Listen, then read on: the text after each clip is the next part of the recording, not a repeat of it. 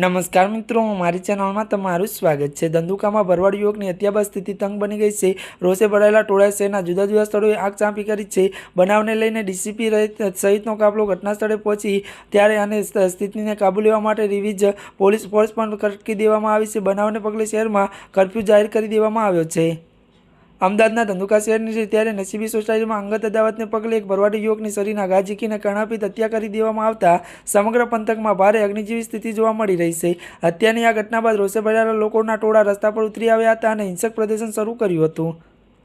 ઉશ્કેરાયેલા ટોળાએ આસપાસની દુકાનોમાં આગ ચાંપી કરી હતી, જેના કારણે આકાશમાં કાળા ધુમાડા ગોટે ગોટા જોવા મળ્યા હતા। સ્થિતિ વણસતી જોઈ જિલ્લા પોલીસ વડા સહિતનો પોલીસ કાફલો ઘટના સ્થળે દોડી ગયો હતો। હિંસા પર કાબૂ મેળવવા અને કાયદો વ્યવસ્થા જાળવવા માટે વહીવટીતંત્ર દ્વારા તાત્કાલિક અસરથી ધંધુકામાં ત્યારે કર્ફ્યુ જાહેર કરી દેવામાં આવ્યું છે।